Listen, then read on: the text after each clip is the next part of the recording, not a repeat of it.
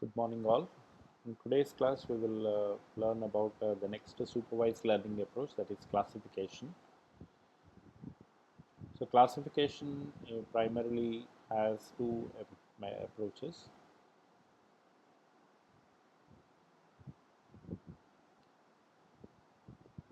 So classification is primarily an approach where you try to classify the data based on their labels or classes. So given a collection of records, you apply a classification function to classify the data into uh, uh, classes based on the categories that are noticed in the data. So usually the given data is divided into training and test sets, with training set used to build the model and test set used to validate the data.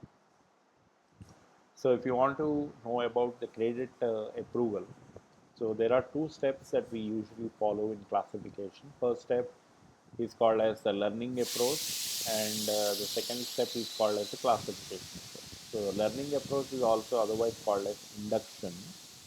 So where we include the training data. So training data is analyzed by some classification algorithms. So there are different classification algorithms that are available. So we will be applying any one of those classification algorithms, and then we will learn from the data what classification rules are applied to the data to classify the data. So by classification, we are trying to identify whether the from the given data, can you identify whether the person has disease or not. From the given data, can you identify whether the person is interested in buying a laptop or not, right? So as you can see here, we have four columns that have been given. One is the name, age, income, and decision. So name has a collection of customers, and age also has the age pertaining to the customers, and income includes the income of the customers. Now our important criteria or important target that we have to look at is, among these customers, who are the customers who are actually willing to buy the computer, or if you have to give a loan, as in the case of a credit approval. So who are the customers who are risky and risky to offer a loan? Because if you offer loan to risky customers, there is highly likely that these customers are going to repay the loan, right? So our decision, um, our decision or the classification model, the classifier that we are trying to apply, should be able to predict the risky from the safe customers. Who are the risky customers? Who are the safe customers? So this process happens in two ways. First one is the learning process, where we induct the data into the model. So basically the model will be creating the classification rules, like as you can see here. If age is equal to young, then decision is risky. If age is high, then decision is safe. If age is equal to middle and income is low, then the decision is risky. So the model usually considers these, it formulates these classification rules and then decides based on these classification rules who are the customers who are safe and who are risky. Now in the second step, we classify the data, basically the test data. We take the test data and then we try to validate with the data that the model or the classifier has already understood. So it validates accuracy of the classification rules formed by the classifier. So if the accuracy is considered acceptable, then the rules will be applied to the classification of new records. So we already have some data which has already been analyzed by the classifier. Now if I give a new data to the classifier, will the classifier be able to predict the outcome of the new data? So as in this case, we already have identified the customers, and then and the decision according to what type of customer should be classified as safe or risky is also been done. Now using those classification rules, if you take new data like Henry, middle age, income is low, what is the loan decision? Should Henry be given loan or not? So the classification model will immediately say Giving loan to Henry is risky. So this outcome is learnt based on the classification rules that the classifier has formed from the previous data, right? So this is how the classification model works. Now let's understand the different types of classifier models that we have. So we will discuss one after the other. So first classifier model is a decision tree, then followed by naive Bayesian classifier, then followed by k nearest neighbor classifier, then support vector machine. So let's understand the first one. So decision tree classifier, where the attribute selection metric is done using entropy or information gain or Gini index. So decision tree, as the word itself says, a decision is going to be made by generating a tree or a hierarchical structure. Okay. So the branches of the tree will determine uh, what is the outcome of the decision. So it's a flowchart like tree structure where the internal node denotes a test on an attribute. Okay, where the internal node denotes a test on an attribute. So branch mainly represents the outcome of the test. So as in this case, the age for various ages that are being categorized, they form as branches, whereas the leaf nodes will represent the classes or labels generated as a final outcome. So all your outcomes are all dependent on the leaf nodes based on the branching that is being done by the decision tree. So as in this case, if you begin with the age and you consider this to be a student, then he will not be, then the conclusion is yes or no. So depending on the other branching criteria that is been specified. So who buys a computer? So but internal node is used mainly to denote a test, branch is used to denote the outcome of the test, and leaf nodes represent the classes or labels. So decision tree induction, as I told in the previous slide, the classification is a two-step process. The first one is a learning process where we do the induction, where we make the data learn, where the classifier learns from the data. So induction happens, then followed by deduction or the classification. So in the induction process, one of the very popular induction methods used by decision tree is referred to as Hunt's algorithm. So one of the earliest methods.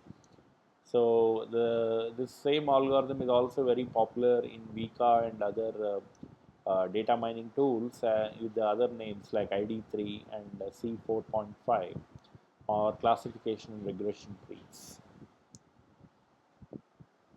So what does the Hunt's algorithm talk about? So Hunt's algorithm mainly the general procedure for the Hunt's algorithm is that it takes a set of training records that reach a node.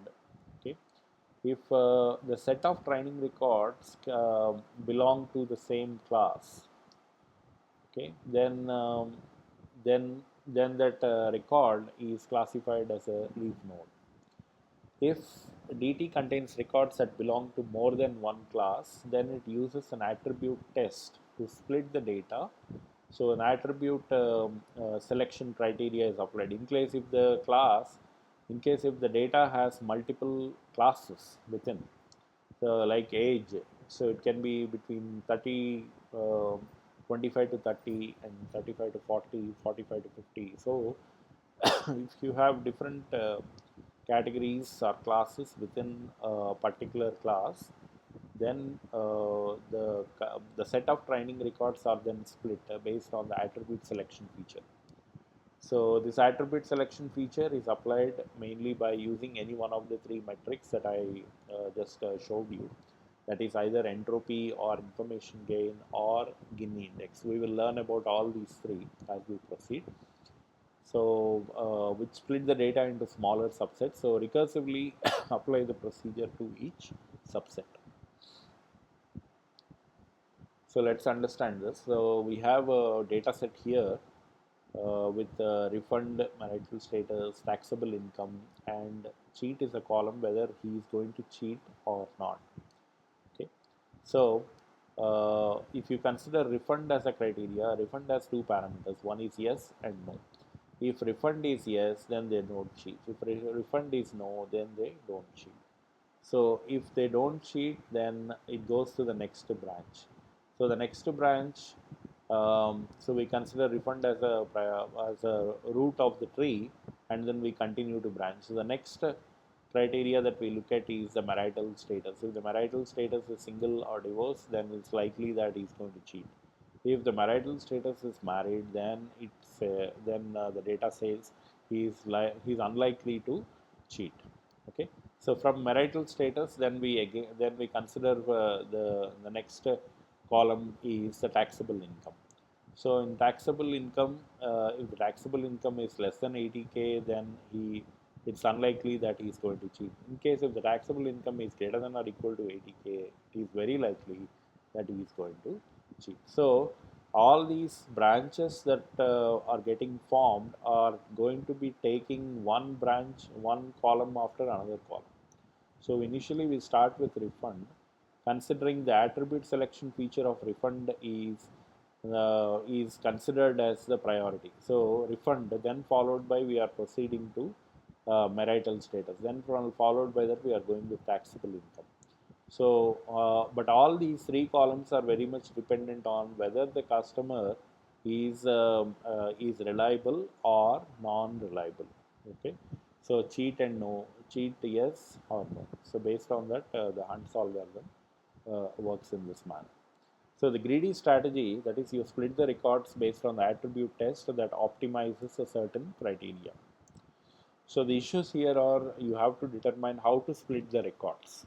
So what is the criteria for splitting the record? So we specify what is called as attribute test condition, and we also determine the best split. So when the split is you get the best split, then after that you stop splitting. Then you have to look for the next column. So determine when to stop splitting. So splitting, how to specify the attribute test condition. So attribute test condition primarily depends on attribute types, whether it is nominal, ordinal or continuous. If it is nominal, which means you have named type of entities. Ordinal, where you have categories. Continuous, you have only one single column where set of numbers are been given. So it depends on the number of ways to split. So whether it is a binary split or a multi-way split, like car types. Okay. So splitting continuous attributes require discretization. This is to form an ordinal categorical attribute, that is static, dynamic. Okay, binary decisions. Um, so static, you have to discretize once at the beginning, and dynamic, it ranges. Ranges can be found by equal interval bucketing. So you put them into a range, like 20 to 30, 30 to 40. So in that kind of approach can be followed if it is a continuous attribute. So like in this case, the binary split yes or no, whereas multi-split can have um, a particular age that falls into a particular particular bucket or a range of age values.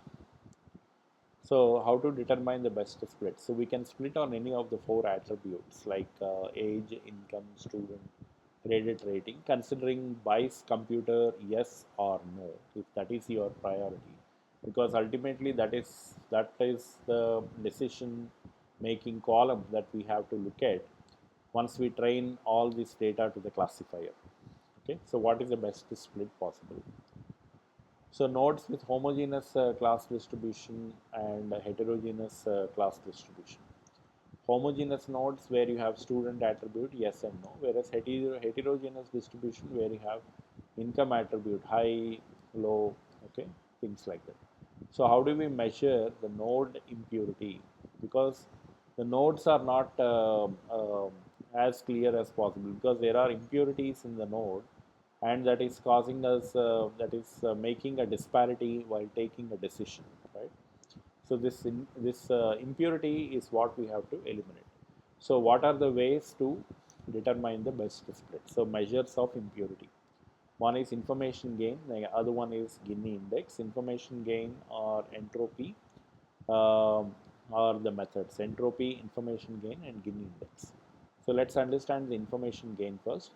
So all attributes are assumed to be categorical, can be modified from continuous valued attributes, also called as Kullback-Leibler divergence, so KL divergence.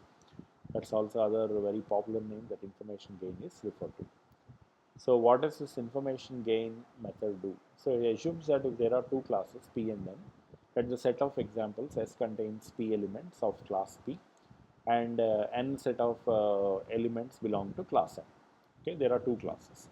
So the amount of information needed to decide whether an arbitrary example in S belongs to yes or no. So if that is a dichotomous decision that you will have to form, how many are saying voting for yes and how many are saying no. Okay. So the information gain of yes to no can be represented in this manner. So minus of P by P plus N log 2 of P by P plus N minus N by P plus N log 2 of N by P plus. So select the attribute with the highest information gain. So estimates the probability that belong to the label yes, estimates the probability that belong to the label no. So we have to take the yeses minus the no's. So that will give us the information gain ratio. So in decision tree induction, so we have attributes belonging to set S. So S contains P examples for yes and N examples for no. Okay. So entropy or expected information needed to classify the objects in all subtrees is represented in this manner. So entropy is considered, then it should be represented in this manner. So yes plus no's by sum of yes plus no's, sum of yeses belonging of that particular attribute plus no's of that particular attribute by total number of yes and no's. Okay. So multiplied by the information gain of the attributes yes and no's. So the encoding information that would be gained by branching on A can be given as gain of A is equal to the information gain of yes to no's minus the entropy of the attribute, entropy of the attribute. So attribute selection by gain computation is done in this manner. So let's say because our decision column is whether the customer buys the computer or not, right? So we have to first look at this decision column. So whenever any data set is given or even in the problem, whenever the problem is given, you will first have to look at that particular column which is considered to be dependent on the independent columns. So the age is independent, income is independent, student it is independent, and credit rating is also independent. So what is dependent? Buys computer is dependent because it depends on the age, income, whether he is a student or not, and his credit rating. So we have to look at the dependent variable which is contributing to the decision making. So in this case, buys computer, how many yeses are there, how many no's are there? So as we can notice, so there are 9 yeses with 5 no's. So the information gain percentage turns out to be 94%. Okay. Now similarly, if you compute the entropy for following 3 age partitions, so age is partitioned into 3 categories. So if you sum up all the age rows into 3 categories, then this is how we get the number. So less than 30, 31 to 40, and greater than 40. So less than 30, there are 2 yeses and 3 no's. 31 to 40, there are 4 yeses with no no's. Greater than 40, there are 3 yeses with 2 no's. So the information gain percentage turns out to be 0.971.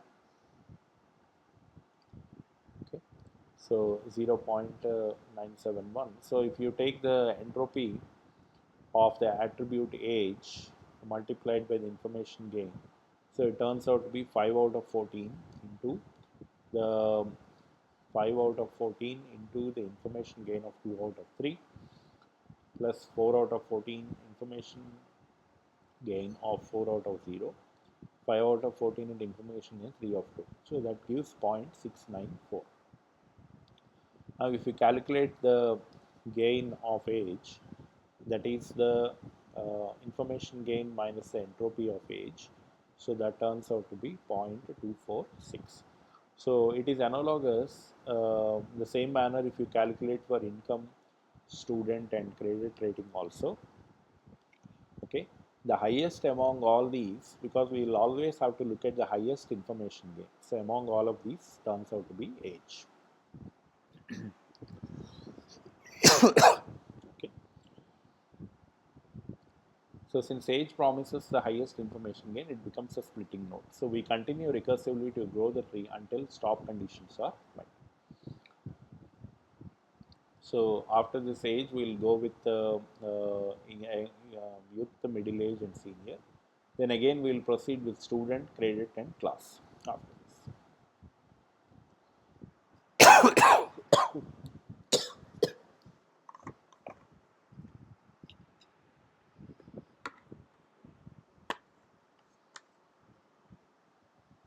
So all the records belong to the same class. So once you get to a situation where all the records belong to the same class, then we stop. Then we get into the stop condition. So income is high, credit is fair. Income is high, credit is excellent. Income medium and credit is fair, and the class turns out to be no.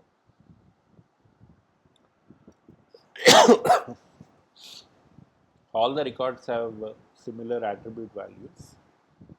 So in this case, instead of performing the split, a leaf node is created with majority class as label. Here, no.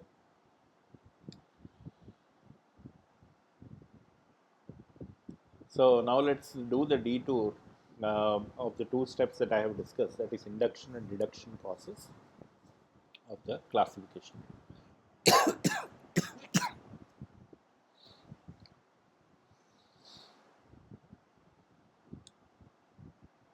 So we'll generate the decision tree, taking the input training data, and then we generate the decision tree.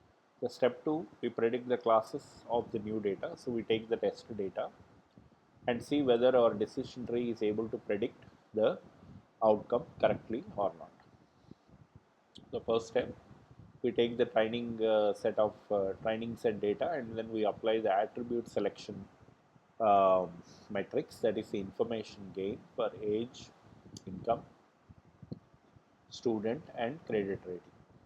Okay, and it happens to, what we have found from the four uh, classes, from the four features that we have taken in the data set, age happens to be the highest. So we take the age, and after age we notice that the next column, which is giving the highest information gain, turns out to be, when we calculate for the remaining columns, that is income, student, credit. Okay, income, student, and credit in the same procedure. So where we take income and then calculate the entropy of income and calculate the gain. Okay, similarly we do for student also.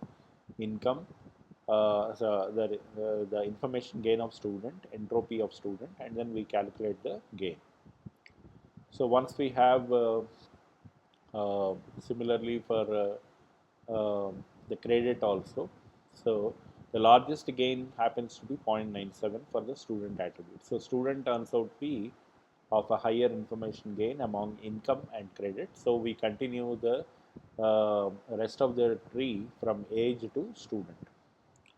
Now after student, we have two categories in student, yes or no. So again we continue with the two branches, and then we identify what is the um, uh, next highest class among income credit, among income and credit. So again we calculate the information gain of credit and entropy of credit, and then calculate the gain of credit. Similarly for income also. So once we do that, we get to a situation where all the classes turns out to be yes, right? So income is high, student no, and credit fair, and the class turns out to be yes in this case. So sub node age is equal to middle age, stop condition reached. So we calculate it for senior. and then the student attribute. So the gain of senior student, the gain of the senior age and the credit turns out to be 0.97. So split by credit is selected. So after age student, we select the next credit, considering its information gain value is high. Okay, and once we reach a stop condition where there are no more classes available, so all classes are representing are ending up with the same class, the stop condition is reached. So now we have a complete tree that is generated. So finish with the following decision tree as output. So our induction part is finished now because we have trained the classifier, and the classifier has classified the data based on the classification rules that it formulated based on the information gain metric. Now if we apply test data, taken a test data like this, and then we see whether the model is able to classify the test data correctly or not. Okay. Now the other selection metric that is also popular in decision trees is Gini impurity index, or the Gini index. So Gini index works in this manner. So 1 minus summation of P I square of S minus I square of no. So if yeses are 30% and the no's are 70%, it turns out with a 45% chance of misclassification error occurs if we wrongly assign a label. So given a data set like this, if we apply the Gini index based on the decision that who buys the insurance based on the age and the gender and income and credit score, so we apply the same procedure again by substituting 1 minus the summation of yeses to no's in this formula, the Gini index formula. So if you see the formula and then apply yeses and no's here, the Gini index of who buys turns out to be 0.48 for buys insurance, age turns out to be 1, and credit score turns out to be 0.48, and gender turns out to be 0.5, and income turns out to be 0.5. So Gini index with the lowest value is always considered, unlike your information gain where we consider the highest value. So Gini index with the lowest value is considered, that is 0.48. So we begin the tree with the credit score. Okay, so with this I conclude the session on decision trees. We will talk about the next classifier in the next session.